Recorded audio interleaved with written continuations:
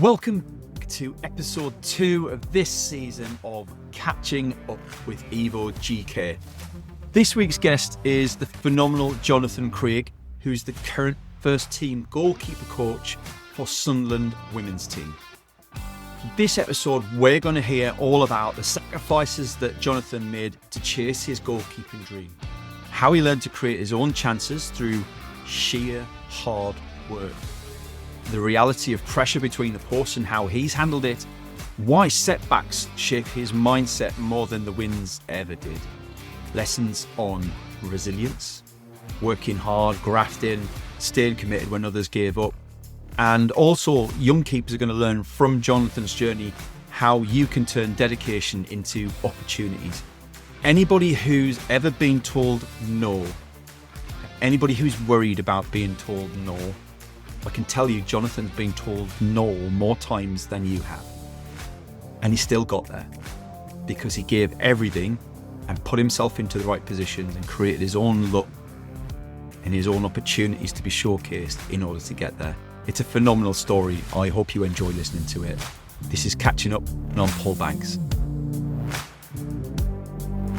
So, welcome back for the second episode of Evo GK's Catching Up podcast. I'm Paul Banks, and today I'm joined by Jonathan Craig. Jonathan, welcome to the show. Thank you very much, Paul, for having me on. Again. Technical setbacks. This is the second time we're recording, so hopefully, just like good wine, it'll age with time. Jonathan, do you want to just talk us through your current role and what you do? So I'm currently the first team goalkeeping coach for Sunderland women. Been doing that for the past 3 years come this October, and I'm glad I'm just down to that one single role because I've done all roles at the football club, from women's 21s and boys academy as well. So you've done a lot. Yeah, you've done a lot. Well, first of all, congratulations to the women's team at the moment. Joint top in their league is phenomenal. Thank you. So plenty of clean sheets so far. One clean sheet against Sheffield United, which was really, really nice. And then when we played Birmingham here, who we think are going to be the best team in the league, they're a fantastic team, 1-1. And then we beat Durham on Friday, 2-1, big derby, which is always nice to win. I'm sure that's 6 in a row that we've now beaten Durham. So yeah, that was really, really nice. Disappointed that we conceded though, but that's just a goalkeeping coach prerogative. So as we did with the first episode, I'm going to rewind time back to your youth. And first question I'm going to ask is, who was your goalkeeping idol when you were growing up, Jonathan? Well, I'm a diehard Rangers fan, so my goalkeeping idol was Andy Gorham, the goalie, as he was called. The goalie. God rest his soul. He invented the position, right? What an unbelievable goalkeeper, but he's somebody that if you looked at him even in his prime, you wouldn't say he's a world-class goalkeeper. Like, he's an athlete, he's what goalkeepers look like nowadays, that's for sure. But he was part of an era of unbelievable goalkeepers around the world. What was it particularly that separated him from the rest? First and foremost, he wasn't the tallest. He was only 5'10", 5'11", and I'm not a big guy, not quite that size, but his unbelievable speed of reaction, he was just an unbelievable shot stopper, but as we class it as now, as he could defend the goal for fun, and he always loved playing against Celtic as well. He broke their hearts on many of occasion, which was really nice.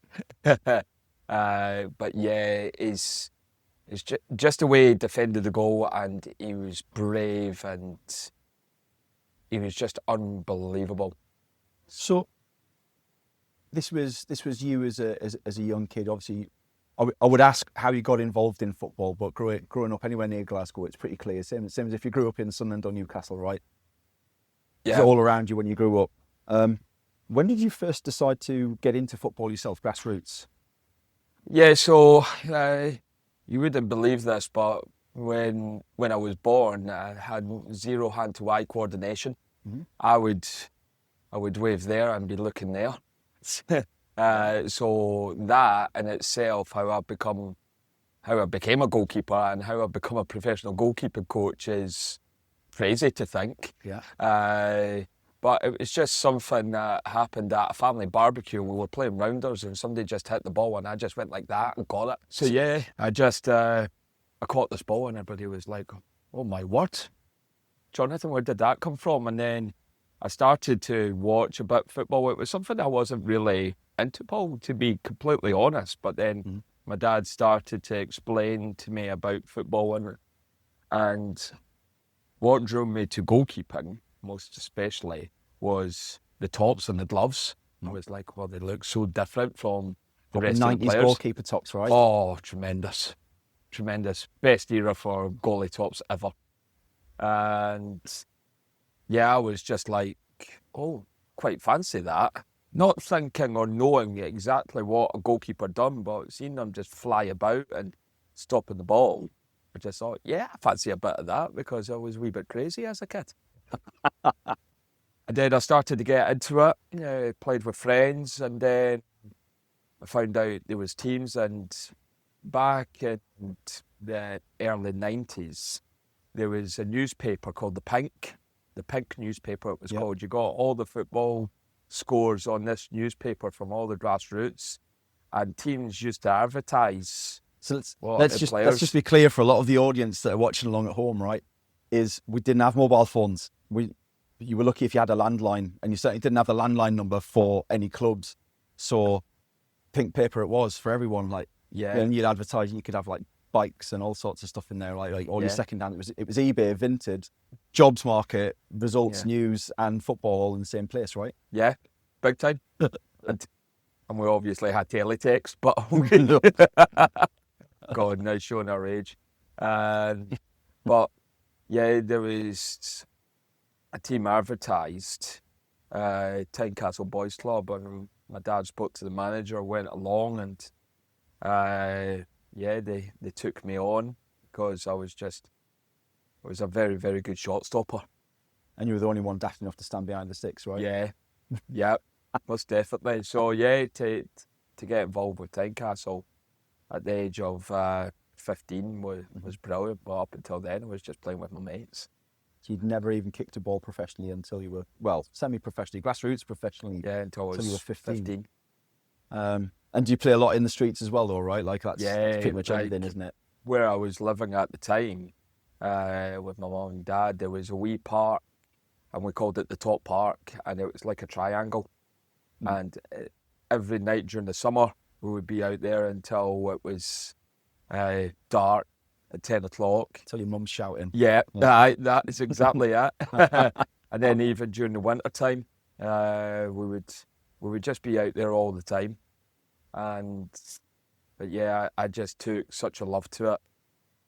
So did you get much further than grassroots football? What did? Yeah, so because of the family that I've grown up with my mum and dad, we're a very, very hard-working family, very work-driven.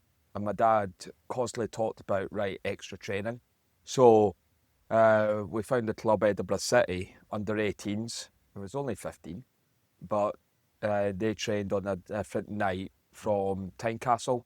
So I went along there, done some extra training, and a gentleman called Stuart Thomas, I'm not sure what his role was at the club. He wasn't a coach, but he was a gadget. I wouldn't even say a gadget. I think he was part of the committee. He was something along those lines, but he got a job at East Stirling, which you could class as a cat-free academy. And he liked me that much, he took me there with him. He was the only player that he actually signed. The rest of the East Stirling staff signed the rest of the players. So to take me along, I was blown away by the opportunity. And we got to play against other Cat 2, Cat 1 academies. And it was an eye-opener, that's for sure. but just learning the game completely differently. And that's when I got my first goalkeeping coach as well. And a gentleman called Bobby, and unfortunately Bobby passed away a few years ago. But he wasn't even a goalkeeping coach. He went on the SFA licenses and just learned and had practice books and everything. And yeah, I was loving that. And then that's when obviously I'm thinking to myself, oh, us as goalies have goalie coaches. We have our own personal coaches. Yeah. But yeah, I spent about 6 months at East Stirling, and unfortunately my big mouth got me in trouble because I was opinionated as as a young kid, and basically I called the first team goalkeeping coach a clown. Said that you don't know what you're talking about. Yeah, that would do it. Yeah. It might be a clown, but it's a clown in charge, right? Yeah, well, this is the thing. So, yeah, but then I was fortunate enough with my mum and dad. They just kept on pushing me, and they put letters out to all academies around Scotland.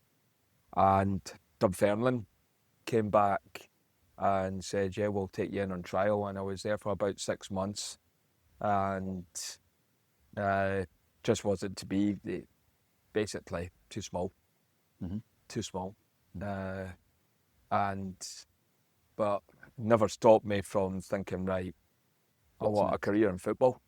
And that's, I think, having heard your story previously, that's what stands out for me is throughout the time you were constantly up against people saying no or pushing back on you, and you've found a way every single time to prove them wrong, to grasp opportunities, to create opportunities to get yourself in front of people, right? Like even just taking on extra training, like it's that hard working mentality, right? Yep, and that's that. And if there's any piece of advice that I could give to any kid, boy or girl, as a goalkeeper or a football player, never ever stop working hard.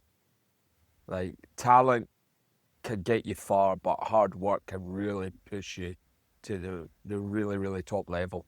Yeah. So that's definitely one piece of advice that I would give any football player and anybody in life, in all honesty. It's true, and that's why there's so many business analogies drawn in line with team sports, and football particularly is what's true in football is really just the life skills for everything else that you learn. It's why I love watching my son play football. Whether career goes further or not, it's the skills that he's learning, the disappointments, the setbacks, how you deal with the setbacks. But it's a fantastic story. But so you've gone as far as you can as a keeper itself. Like, what's in your head at this point? I wasn't the cleverest at school, unfortunately. And I thought to myself, right, what do I want out of my life? And my mum and dad obviously pushed me towards that as well. And what do you want out of your life? And my mum and dad ran their own business. They had their own charcoal business. And as soon as I left high school, I went straight into that. And in all honesty, I hated it. Hated it. It was just a way of life that I wouldn't want to do for the rest of my life. So I just thought to myself, right, how much can I really push on my coaching and just put in all of the beliefs and the hard work that my mum and dad have installed in me, right? How far can I push, in all honesty? And there's a bit of luck that's needed along the way. You need to meet the right people. There is a famous saying in football, it's not what you know, it's who you know. Mm-hmm. What you know will get you in the door, but you need to know people. And I just put myself out there. And when I was still working or not even working, when I was coaching in grassroots, my mum and dad opened up a door with my first ever mentor, a gentleman called Billy Thompson. And unfortunately, he passed away a few years ago, and that was devastating to me because he was my first mentor, and he was the head of goalkeeping at Kilmarnock. And I went for a couple of weeks, and I asked him, listen, is it all right if I come back for the remainder of the season? And once again, that was me just pushing myself forward. If I got a yes, then brilliant. If I got a no, then no problem. But I would find a way to keep on pushing myself. Fortunately enough, I got a yes. And he taught me the ropes. And one of the first things that he turned around and said to me, or asked me, was, right, Jonathan, what do you think is the most important factor of being a goalkeeper coach? And I'm thinking to myself, not using the terminologies that I use nowadays, but I'm like, content has to be high up there. Your identification of the specific actions that the goalkeepers are making, and just piecing everything All the answers together. you thought he needed to hear. Yeah. And he said, and he turned around and he actually leaned forward and looked at me. He says, "Can you kick a ball?" And my eyes started to roll about. And I went, "Yeah, I think so." And he's like, as a goalkeeper coach, that is the first thing that you need, because you work in such a small group. So you have to have the ability to serve. And I was like, I won't use the language that I used in my own head at that point, but I was like, right, that obviously makes sense. And Billy could strike the ball right foot, left foot, off the deck, volleys, half volleys, sidewinders, skimmers, dippers, crosses. He could do everything left and right footed. And I'm just like, oh my word. So then everything starts to piece together again. So once again, the hard work mentality comes in, and that was the first day that Billy asked me that. So I went home to my dad. I'm like, "Dad, you won't believe this." He's like, "What is it?" And I told him what he said. And where my parents live now, where I lived for 20 odd years of my life, big massive field out the back. And he says, "Right, me and you are out in that field every night, and you're striking the ball." And once again, some nights I'm not going to use the language that I use with my dad here. But he just kept on saying, again, and I just constantly had to strike a football. Yep. Again. And now, unfortunately enough, that my left foot is, I'm proud of my left foot. But it's just, you think that, right, you're going into coaching and you're learning all of these different things about goalkeeping coaching and about goalkeeping, but as a goalkeeping coach, what is the basis and the basics that you need? You need to be able to serve a ball. Yeah. So once again, for all the kids that will watch this, when you come to the camps at Evo GK and you miss the target, and I'm shouting at you, saying, "Target," that is why. Work the keeper. Work the keeper. Yeah. Because you're working on your own distribution at the same time. Yeah.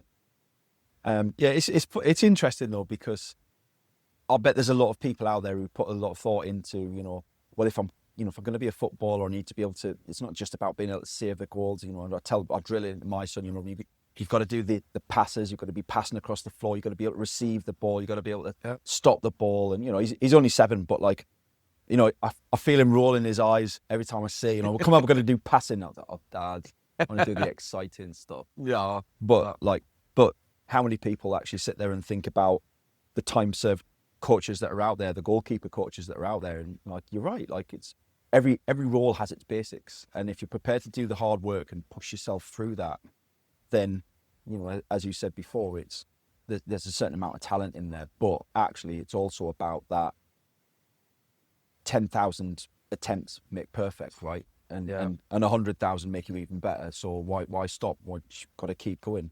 Yeah. But then there's a journey for you to get to your first team goalkeeper coach, which you eventually got to, right? Like, yeah. So I was fortunate enough to get to Hearts Academy through a gentleman called Willie Aitchison, and I thank Willie for really started me on my journey in professional football. And he got the job at East Fife, and who were a Scottish League One club at the time. And it was as a Rangers fan, this was a hard time for me as a Rangers fan, because it's when we got demoted all the way down to the 3rd division in Scotland. But they obviously got promoted into League One, and that was the season when I was at East Fife. So to go to Ibrox, I was absolutely buzzing. I was proper buzzing. I had my dad in the Come on, stand. clean sheets. We were 1-0 down after 30 seconds.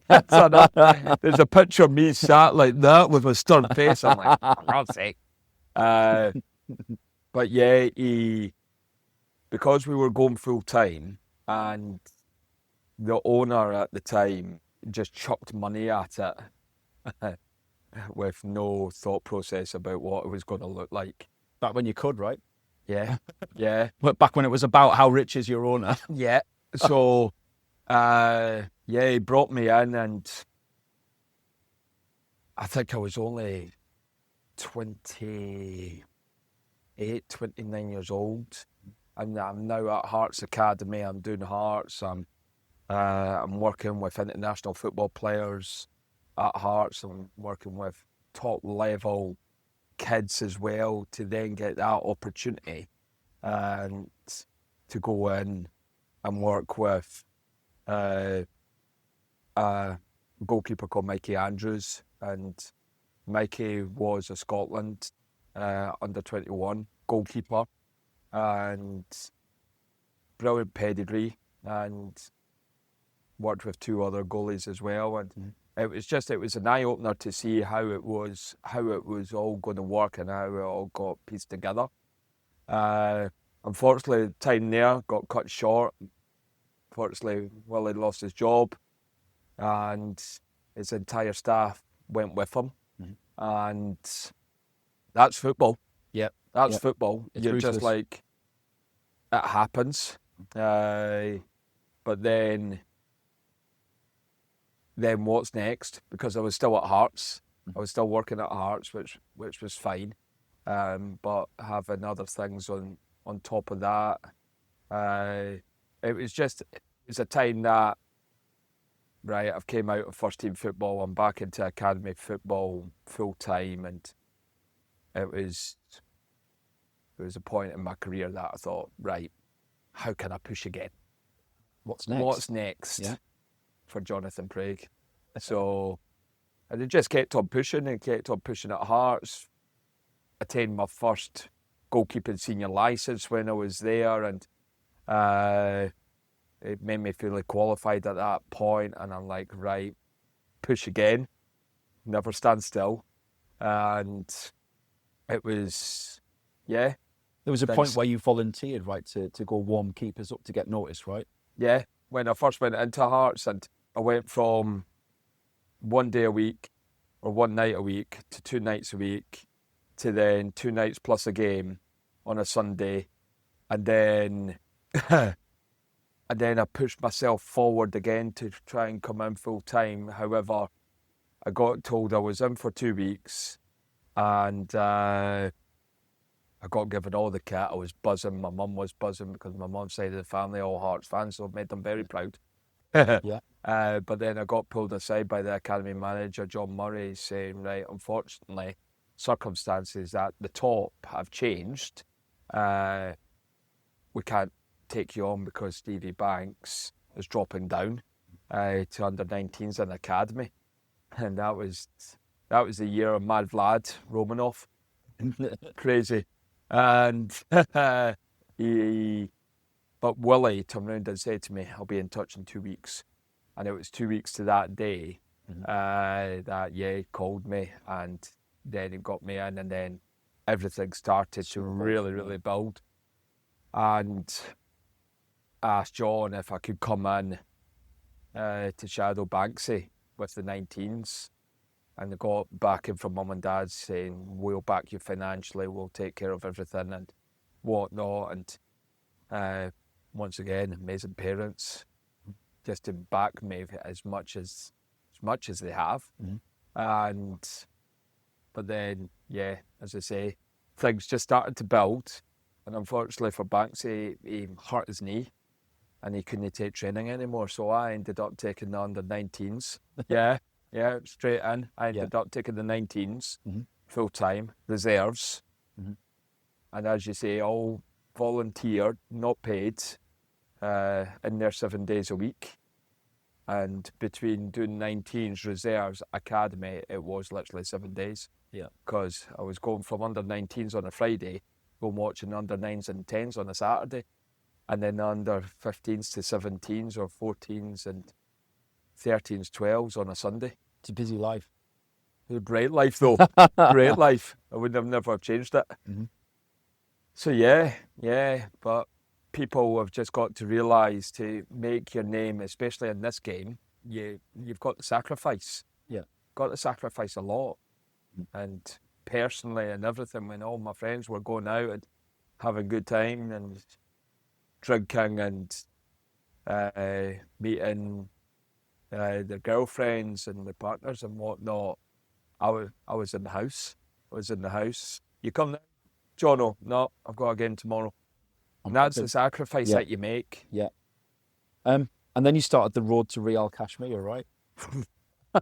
Yeah, well, between all of that, God, I done Hibs, left Hearts with the Hibs. That went down like a lead balloon. Spent 3 years there, working with their academy. But in between all of that as well, I went to Berwick Rangers. I was first team goalkeeping coach there. That was once again amazing. Loved that. Loved my time there. Successful. And then I was full-time at the SFA, Scottish Football Association, doing Performance High School. Mhm. And all of that married What's together. Performance High School for the kids that haven't been through there? So it's basically kids who play for academies and they trial to come to their specific Performance High School in certain areas. I think there's 7 or 8 in Scotland. Edinburgh, Glasgow, Fife, Dundee. And these are boys and girls who we all feel that can make professional careers and international careers in the game. So, yeah, I was in charge of all the goalkeepers. And it was about this time that you met James as well, right? Yeah, so I met James just before I went out to India. He ran a conference, which my friend Ross was presenting on, and he says, "You want to come through?" And it was at Sleeley Hall, and that's when I first met James. And then we just stayed in touch on Facebook, and then swapped numbers and everything. And I had left Hibs and went to Barnsley. Had a wonderful opportunity to go to Barnsley as lead academy goalkeeping coach, which I was never going to turn down because I was doing Hibs, Berwick Rangers, SFA, so I was jumping all over the place, Paul, and it was hard. Yeah, it was something a bit more permanent. Yeah, so I was never going to turn down that opportunity. And then when James gave me a call, he said, "Can I come out and watch you?" And I'm going to bring Lee Barris, who was one of the directors for Evo at the time. So I said, "Yeah, no problem." So I came out and watched me take a one-on-one session. And I was like, "I'm really sorry, guys. I've only got one goalkeeper today." And they're like, No, that's fine. And that's when it all started. Mhm. He watched me, contacted me. No pressure, right? No pressure, no. None whatsoever. And he then contacted me and said, "Listen, I want you involved in the camp." Once again, at Sleeley Hall, and Tony Parks was the headliner for it. And I was a wee bit, God, this is rather daunting. Like he was... This is real. Yeah, he was head of goalkeeping at Tottenham. Yeah. God, working with Hugo Lloris, Mhm. World Cup winner. Mhm. And he, I thought, am I going to be up to the level here?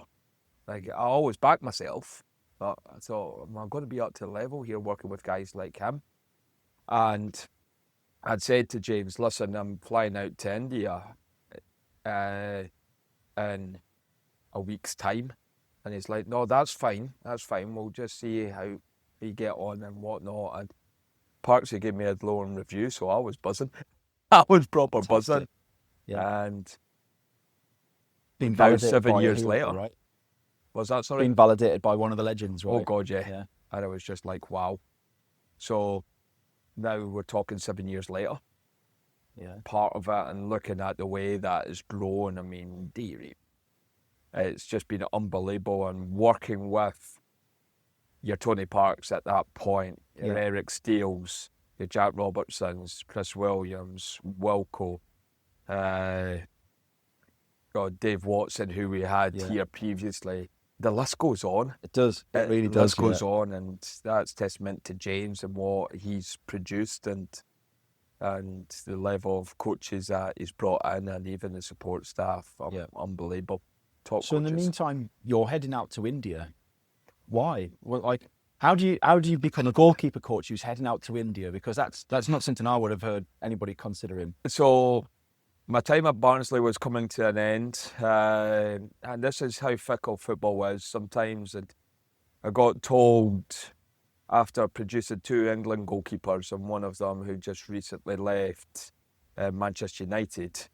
I got told that I've not done enough and my contract isn't going to be getting renewed. So I was in trouble. I was in trouble. I was devastated, and I just thought, what's next? But my friend Ross, he spoke to me about 2 or 3 weeks prior, and he said, you might hear from Jimmy Lindsay. And I thought nothing else of it. And Jimmy was a guy that I worked with at Hearts.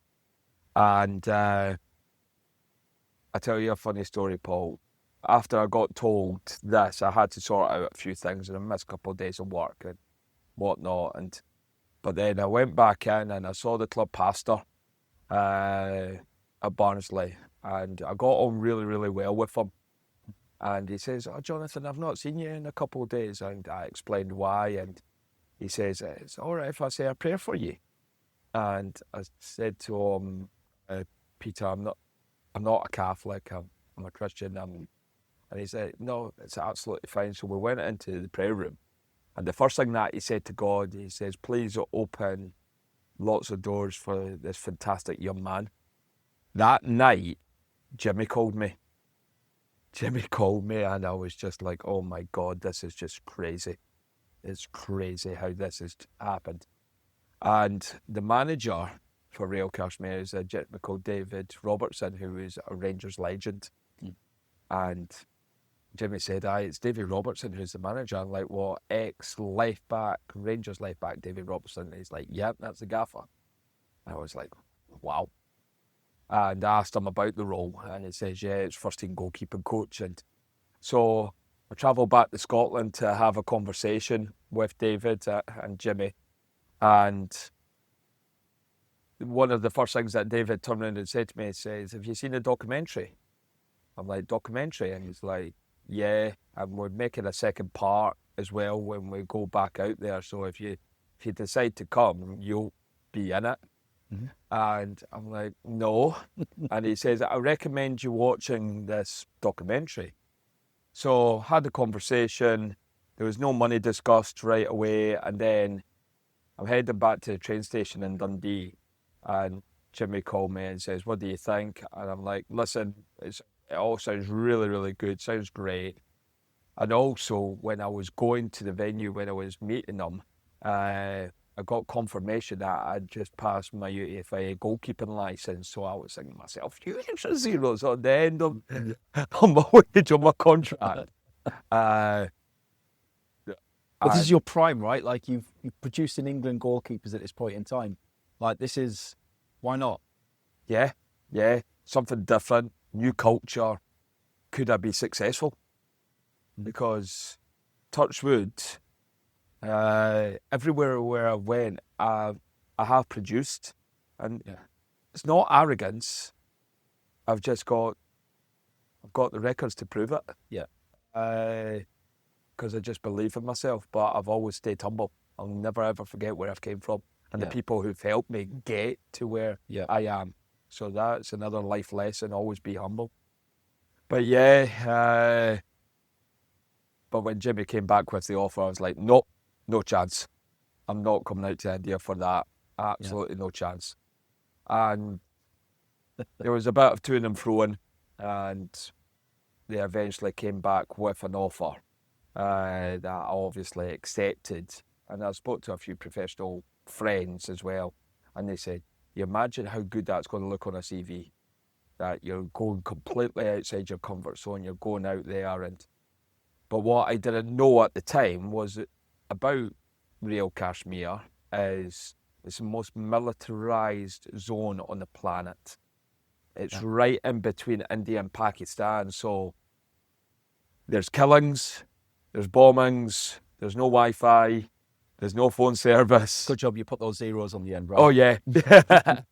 And don't get me wrong, the most stunning part of India that you'll see, and it's the only part of India that snows because it's right next to the Himalayas. Right.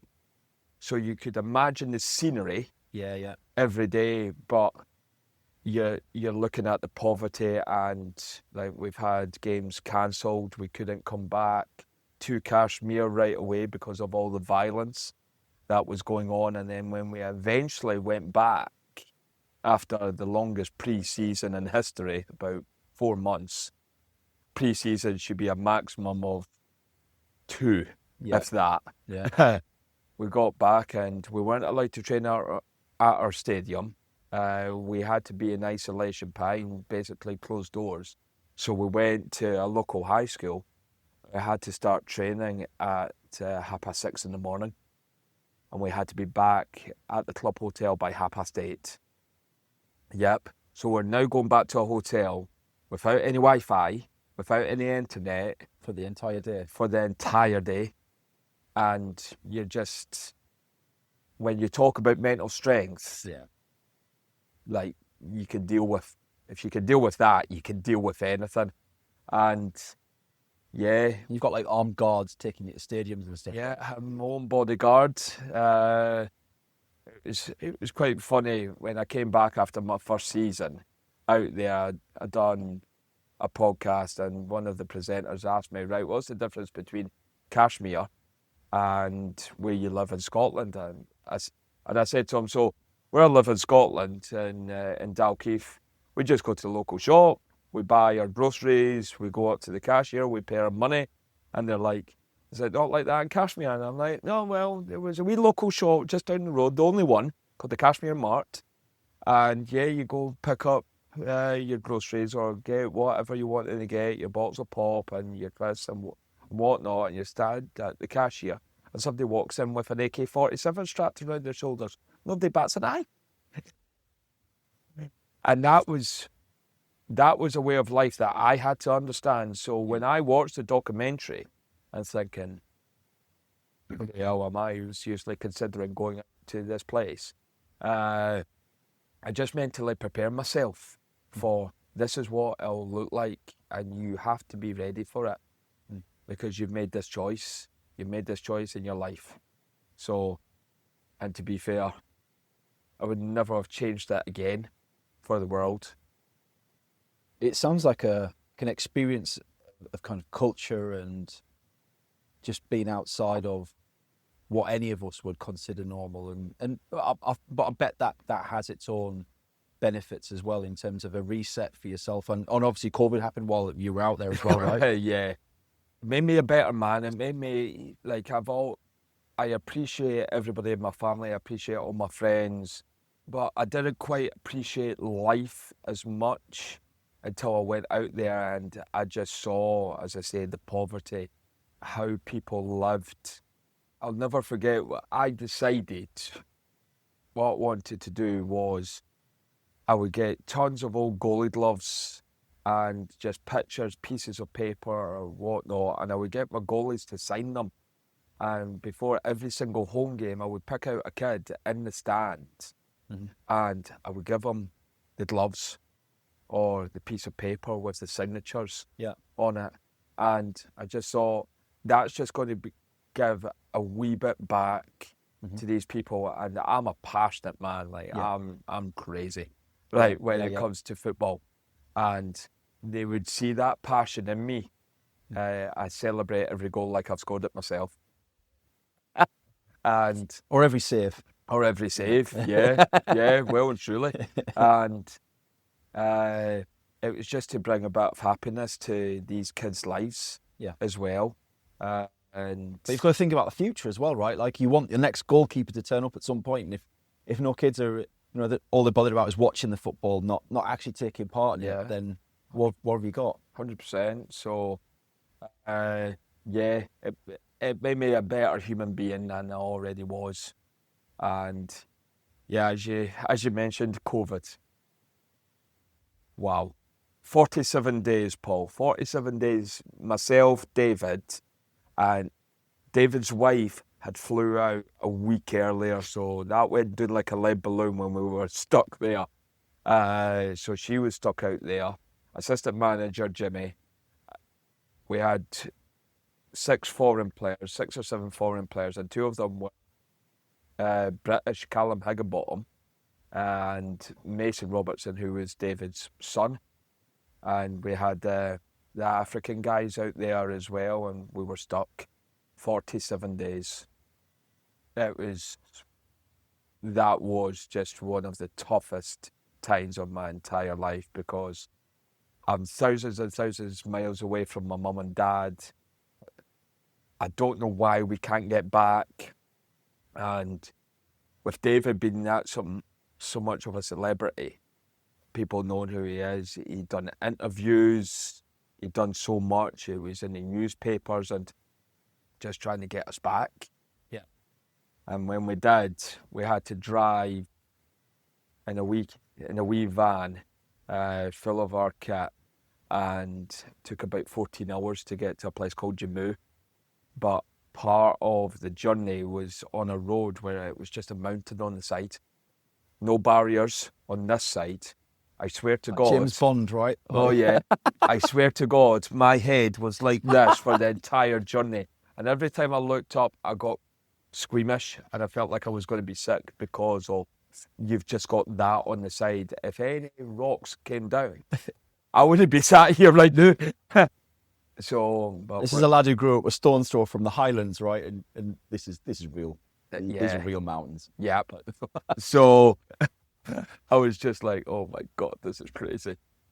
But we got home, but I had agreed a new contract to go back out. So yeah, but wow, unbelievable experience, and a very successful and rewarding one for me personally as well, though, because Ferber Lachempa, my goalkeeper, who the manager and Mason identified and signed,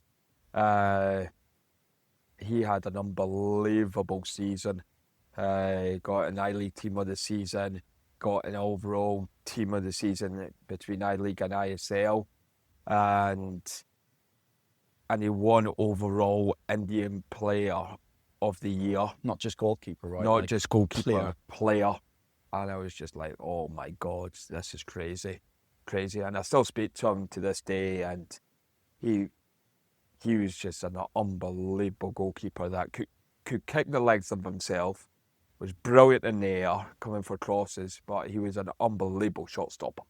He could defend the goal for fun, and I was like, oh my God, this kid he's got something. And he then went on to now at Mumbai, been at Mumbai for a number of years now, being part of the Indian national team as well. And yeah, so I was so proud to help him in his journey to get there. It's interesting because obviously we have the best league in the world in the Premier League right here in England. Yep. And I think for a lot of people, we just assume that all the best goalkeepers they're either here or they're at the big clubs that we already know, right? Like they're at Barcelona, they're at Real Madrid, and yet here's living proof that like out there where English people would never even think to look for the star players, there are incredible players out there who are quite happy where they are, don't feel the need to come to the Premier League, probably don't get the opportunity to come either, but it blows my mind now.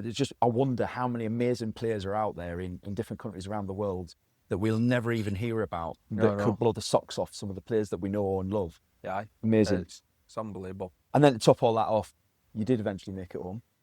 You spent how many seasons? 3 seasons out there? 3 seasons out there, and the other 2 seasons were really successful. We won the IFA Shield back-to-back. First time that the club had ever won the IFA Shield, obviously, first time round. My goalkeeper saved a penalty in the final as well, so you could hear me from the heavens. I was delighted, big Mythin. And we went on, had a successful season in the second season and finished mid-table. It was good for us because we didn't have the biggest budget in the world comparing to other teams. And it was a test as well because we were under a bio bubble because of COVID, so everything was in Kolkata. I was actually taking goalkeepers for sessions in a hotel lobby at times because we were only ever allowed outside for training and games. But when 2 of my goalkeepers obviously weren't playing, match day +1, what were we doing? We couldn't do anything. Yeah. So I was taking goalie sessions in a hotel lobby. I don't think I would be able to do that here in the Hilton. No, So, I wouldn't have thought. I don't think people would be too happy about it. No, but that's what was needed you just at got to that do point.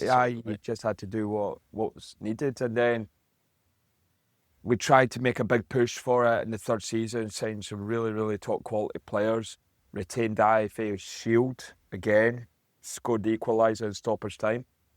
I was way down the touchline. To a Sunderland fan, huh? Sounds familiar. Yeah, I was way down the touchline. It was mental, and then we won it 2-1. Brilliant, and we started the league season really, really well. But then there was a COVID outbreak in all the hotels. League got suspended. We didn't do the proper thing and take everybody back to Kashmir. The owner, God rest his soul, let players go back to their hometowns. Some players didn't return because they couldn't deal with the isolation. And unfortunately, we went down to the last game of the season trying to stave off relegation. And me and David both said after that was done, we were just like, no, we're done. We're done. That's it. And yeah, I eventually got home. And I was just, thank God for that. So yeah, got home. I bet it makes you appreciate the small things though, right? 100%. It's an experience. Yeah. And I made some wonderful friends out there, David especially. He done so much for me and we still keep in contact. And it was just, it was a wonderful time. I wouldn't change it, except for COVID, of course. But from a football and a lifestyle and just a life experience point of view, I would never change it. And then, how did you get from there to working with Sunderland women's team then? So, I got a message when I was still out in India from a gentleman, Donny Forbes, who had done some work with the Scotland under-16s girls. And I know that he was working at Hibs. And he contacted me when I was out there and said, Jono, I'm on to reach out just to see how you are and what's your plans for the future. And he didn't know that I was actually out in India at this point. And he said, can we get a catch up? And I said, yeah, no problem. However, I'm still out in India and I've just got back from a game. And he's like, oh God, I'm really sorry. I'm like, no problem. So he said, can I give you a call tomorrow? And I'm like, yeah, not a problem. So he gave me a call the next day and he said, right, I've been asked to find a UFA licensed goalkeeping coach for a new position at Hibs as head of academy goalkeeping. Would you be? Yes. I didn't even let him finish the sentence. I just said yes. It was head of academy goalkeeping because I love my time at Hibs, and to go back and get full time, that would have been so good for me because their training ground is 15 minutes from my house. It would have just been ideal. But then necessary things happen once again, football. Necessary things happen, and I was like, nah, listen, I've been a professional coach for this long. I'm a UEFA licence holder. And he said to me, he says, "Can you meet the new head of academy?" I says, "Yeah, no problem." And it was a gentleman, Steve Keane, who Blackburn Rover fans will know the name. He was manager there. He was well respected. And I thought, yeah, I'll go and speak to him. And I put it on a PowerPoint and whatnot. And he said, "Apply for the job. And if I can't get any more money out of the money men, we won't bother putting you through for that. Your process won't waste your time." So anyway, applied for the job, came back, interview, and I'm thinking, oh, well, something must have happened. Yeah. Nothing had happened. Yes. So I was just like, right, okay, well, we're going to have to discuss something going forward if I'm successful. So I got a phone call from him 2 weeks later. And I'm thinking to myself, he's going to be offering me the job here. And he says, "John, unfortunately, the job spec has changed." And I'm like, right, okay. And he said, "We're now looking for a girls' academy, head of academy, or an academy manager, along with a boys' academy goalkeeping coach." And I'm like, how on earth can you amalgamate the two? But then I put two and two together. So Donny was friends with a gentleman called Scott Ross, because they both came from Inverness. And Scott was a goalkeeping coach, and he done like Inverness Foundation or something for the girls or the women, something like that. So he ticked the boxes, and so he ended up getting that job, and I was just like, right, okay, It's like whatever. a really unique skill set that you're not going to compete with that, right? No, Or want to, probably. no, definitely not. So Steve said to me, "But the women's manager wants to speak to you." And I'm like, right, okay. So, and Dean, I knew Dean, knew him to speak to and just say hello and so forth. And he had been contacting me quite a lot, and I was putting two and two together here. So when I spoke to him, he says, "Do you want to come in? I'm not sure your views on women's football, but I've got an opportunity here that can bring you in as first team goalkeeper coach and assistant manager." And I said, yeah, okay, go and do it. Money wasn't great, but it was just something to say, right, I'm now away from India. So went and done that, and then I get a phone call. Again, a phone call. And it was James. He said to me, he said, "I know you're really, really enjoying it at Hibs." And I was working with brilliant people, brilliant bunch of goalkeepers as well. So I was thoroughly enjoying it. And he said, "There's a job coming up at Sunderland. What do you think?" And I went, "What's the job?" And he says, "First team goalkeeping coach for the women." I was like, right, okay. So I went downstairs, spoke to mum and dad, because I had to move back in with them. That's another long story, because I didn't get paid for 6 months of my last season out in India. So yeah, I had no money. But once again, support mechanism from my mum and dad, unbelievable. And they said, "You've got to jump at that. Right, you've got to jump at that. It's going to be more money than what you're on at Hibs, 100%. And it's Sunderland. Unbelievable size football club." And I said, yeah, okay. So I applied for the job, obviously, and got the email back to say that I got through to the first interview stage, which was a PowerPoint, and had to analyse the goalkeepers who were here at the time, Claudia and Alison, and then present to Mel, who Mel's one of the best coaches that I've ever worked with. Like, she is unbelievable. But you can I feel I could read people. I could not get a read on her at all. Absolute poker face. Nothing worse. Yeah, I know. Nothing worse.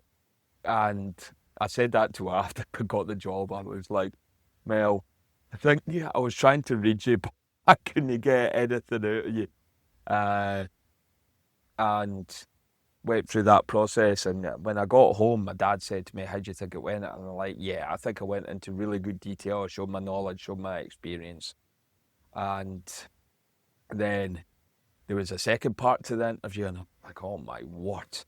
So I had to come back and do a practical session with 3 goalies, Claudia Allison and Ellie Jardine, who is going to be joining our under-23s team.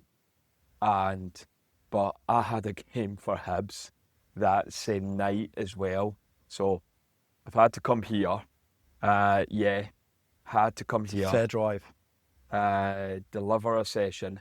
Half an hour. It felt like me being back on my goalkeeping licence because it's so structured. You only had 30 minutes to deliver a session in your assessment. That's what it felt like. Like I had Mel stood there, Alex came in, the head of academy goalkeeping, Prod, came in, and he's a legend. Like he's produced Jordan Pickford, Anthony Patterson. Like he's made this football club millions. So he stood there, and a gentleman called Sam Guthrie, who I had at Barnsley on trial. So he was there watching as well, and I was just like, I was constantly like that, and I was concentrating on everything I was doing, and I was just like, oh my God, this is intense. All the time they were just checking to see if you could kick with your left foot. Yeah, probably.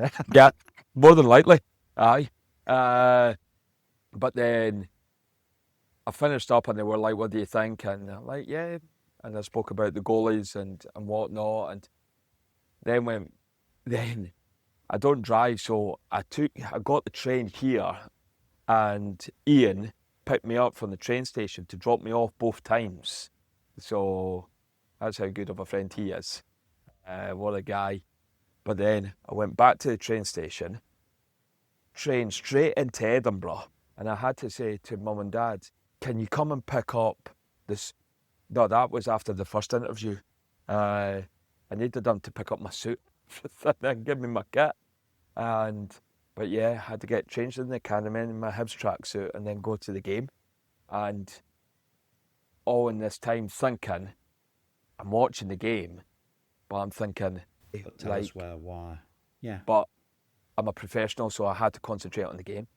But as soon as I finished, I got home and my dad was like, how do you think you done? I'm like, Dad, depending on who else they're interviewing, I'll back myself against anybody, content-wise, service-wise, enthusiasm-wise, in the way that I deliver my content. So yeah, I think I'm in with a chance here. So I was sat in the house, and this is a week later. I think it was on a Wednesday, and Alex had said after the practical interview, he said, right, I'll be in touch next week, just to give you obviously our thoughts and what we're going to do going forward. I'm like, right, okay. So mobile phone went, withheld number, and I'm like, right, here we go. So I went through to our music room in the house, and Dad had stood in the kitchen, and I went, hello, and it's, hi Jonathan, it's Alex Clark here from Sunderland, how you doing? And I'm like, yeah, I'm good, Alex. And I'm thinking to myself, oh no, here we go, here we go. And he says, well, you know why I'm obviously calling? And I'm like, yeah. And he says, first and foremost, thank you very much for applying and coming in and interviewing. And he said, listen, it's myself and Mel thought you came across really, really well. You presented really well. Your detail was really good. Your enthusiasm during the session was good, and we could see your experience coming through it. And I was just waiting on the but. You're always waiting on that but. And obviously the but never came. And he says, we want to offer you the job, and this is how much it's going to be. And Paul, I kid you not, I lost my voice for the first time in my life. I was like, I just need to speak to my family. Is that all right? Can I give you a call back? And he started to kill himself laughing, Alex. And he says, yeah, no problem. You've got my email address. Drop me an email and I'll call you straight back. And I've walked through and I'm thinking to myself, I walked through, my dad stood against the unit and he looked at me and I'm like, what job am I going to do? And he's like, what do you think you're going to do? You're going to take the job. But then I had to leave to go to Hibs for training. And I was like, oh, wow. Like, you're going from that, you're going from that to then having to then go and give the bad news to your current employer. But I emailed Alex back and he called me straight back and I said, yeah, I would be absolutely delighted to accept the job. Thank you very much. He asked me notice period and everything at Hibs that I had. And I only been at Hibs just under 3 months, so I only had a week's notice period. So it didn't go down too well at Hibs, unfortunately. And unfortunately, though, that's football. That's football. And I worked my week's notice. Yeah. So I worked my week's notice and then, came here and just unbelievable. And you've had some phenomenal success in the meantime whilst you've been there, Yeah. right? As well, I should say. I should say, to be fair, your keepers have had some phenomenal success. So when I came, I didn't realise that the players, during my first season, the players were only part-time. We were only training 3 nights a week, but the staff were full-time. And we were just building a whole new staff. Like, only myself and Mel were full-time. Steph's the assistant manager. She was a school teacher. She joined just before Christmas, I think it was, full-time. But she had been Mel's assistant for a number of years. We were bringing in a new S&C coach, Jack, a new analyst, Adam. Both are now no longer at the club. New physio. We were just building a whole new coaching structure. And to do what we'd done and go against all these heavy-hitting teams as a part-time team and stay in the league was testament to the players, but I feel a lot of praise to Mel and Steph and myself coming in halfway through the season, and I was told my one job was you need to produce a first choice goalkeeper because they were topping and changing between Claudia and Alison. And I said right away, listen, Claudia is the strongest out of the two, and this is why, and this is what I intend to do with her to go and get her to an even higher level. And so we finished the season, we stayed in the league, which we saw as obviously a positive in itself. But then we went hybrid full-time and Claudia was one full-time goalkeeper. And what an unbelievable season she had, to be fair to her. She listened, she implemented everything that I wanted her to do regarding how she defended the goal because she is a fantastic shot stopper. And she went and won a few awards. We pushed for the league. We got down to the second last game of the season, but what we had as well was a brilliant defensive structure in front of her as well, which a lot of work from Mel and Steph and myself were done to go and create that. And she won the Golden Glove outright, 10 clean sheets, which was an unbelievable achievement for her. She only got 3 in the previous season in all competitions. I think she hit 12 in all competitions that season. And she just had an unbelievable unbelievable season, a dream season for her. But then she decided to go to the noisy neighbours who were splashing the cash. And yeah, but once again, that's football. That's football, and it is what it is. And like me as a coach, I'll never hold grudges at all. I'll remember the good work that I put into her, and all my goalkeepers that I worked with, always remember the good things about them. Son's a goalkeeper, and I watch him, one of the goalkeeper sessions at Evo or wherever he's at, and there's always the keeper mentality. It's a tribe, right? Like, you all play for different teams, but they're all in it together. They all get each other. Nobody gets a keeper like another. No, like, we are a breed apart. Well and truly, we are a breed apart. It's scary how much different we are. So then, specifically with women's football, then we've seen some tremendous success over the last few years, internationally, nationally. The status of the women's game has elevated so much over the last couple of years. It's crazy. I've already seen how it's evolved regarding how good the goalkeepers are in possession, and it's very much down the same route as the men's game. Like, teams are now wanting goalkeepers having the ability to go and play and strike the ball expansive, and being that third centre half, to be on the ball and just basically be an attack setter as well. When you are kicking expansive, and when you're playing into or you're playing beyond a press. And I just think one of the key factors for how goalkeepers in the female game will evolve, and how they already have evolved, is the physicality and the speed that they move in and around the goal. It's really, really impressive. Really impressive. Like, female goalkeepers are never going to be as powerful as male goalkeepers. It's just not going to happen. However, I look at the likes of a Hannah Hampton, a Mary Earps, and their speed and their power is just absolutely sensational. Yeah. It's sensational. And that is one big factor that I have seen really, really evolve.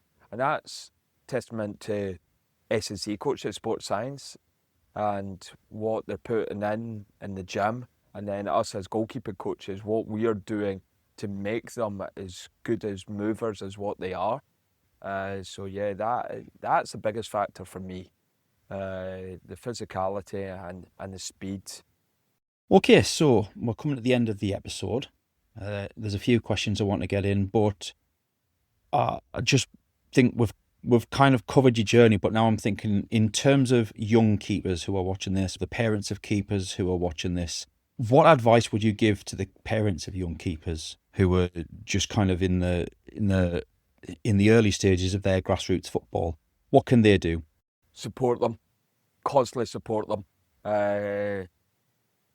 support them through thick and thin. One of my bugbears is, do not coach from the sidelines. Let your son, let your daughter play.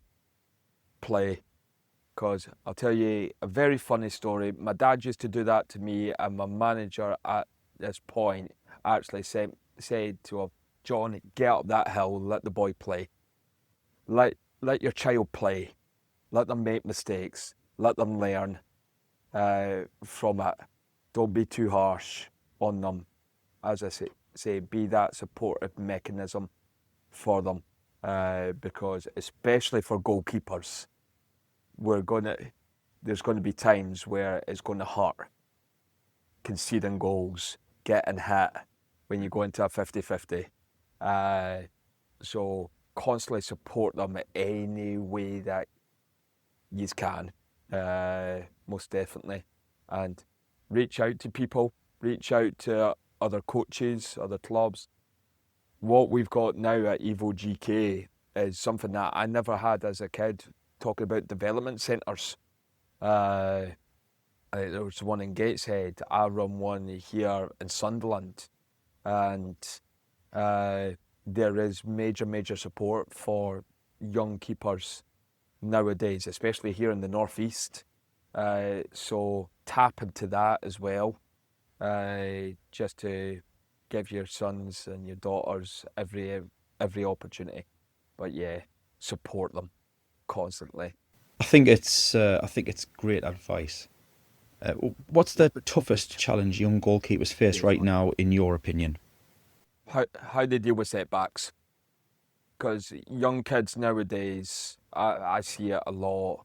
They beat themselves up constantly, and that's where the support mechanism from the parents and the family comes from. Where to be a top end goalkeeper and to go and really climb the ladder and be that cut above, you have to be so mentally strong in how you deal with setbacks. Because when you deal with setbacks in a positive manner, and I say this to my goalkeepers all the time as well, as first team goalies, your next action is the most important one. It could be something as simple as a catch, right? But that next action is a positive action after a mistake. So then the rest of your game can be positive. So that is definitely the main thing. And if there's one thing for the modern keeper right now that you would have young keepers practicing over and over again, what's that one thing? I would say probably the distribution side, and a lot of goalkeepers will go, "Oh my God, Jono, that's boring." But just because of the way that football is evolving, and the goalkeepers have to be so good with the ball at their feet, it is one side of it that you really need to practice, because it's a skill in itself. Don't get me wrong, and Steely will love me for saying this, I'm old school regarding what a goalkeeper looks like. I want them to be 60 to 75%. Do what it says on the tin. You're a goalkeeper. You keep the ball at the back of the net. End of the day, preventing chances, preventing goals is your job. However, you will probably touch the ball more time with your feet than your hands. So having the ability to go and clip the ball into a player, kick beyond, play round a press, play through a press is just as important in making that top corner, top hand save. Because at the end of the day, if you give the ball away, what's going to happen? You're going to be tested. So you keep possession, then you're not going to be as tested as much. Exactly. And then circling back to Andy Gorham, Yeah. with all that we've discussed today and the evolution of the game since those days, how do you think Andy would fare in today's game? I remember my answer with the first time I said this, and I think Andy Gorham he doesn't tick the boxes as a modern day goalkeeper anymore, because Andy Gorham was never one to come off his line and dominate his area. He just dropped back in and defended the goal. So if I was going to put it in categories, he would have a major career in the game regarding defending the goal, no problem. Defending the space in behind because he was so brave, going into 50-50s, no problem. But having the ability to go and play out and defend his area, especially from cross balls, not so much cutbacks, he was really good at that. He might be a solid first choice, but I think he would be more of a second choice, and that kills me to say that. And the lifestyle, and yeah, it's just interesting to compare where we were those days. And I remember Andy Gorham playing in goal, and I said, when we chatted last time, I had the pro card. Yeah, I was always a big fan of keepers, and now I understand why a little bit more. But Jonathan, it's been an absolute pleasure chatting with you today. Thank you very much for doing this a second time. It's been a pleasure, and I look forward to seeing you at the camps. Yes, top man. Thank you very much. Cheers.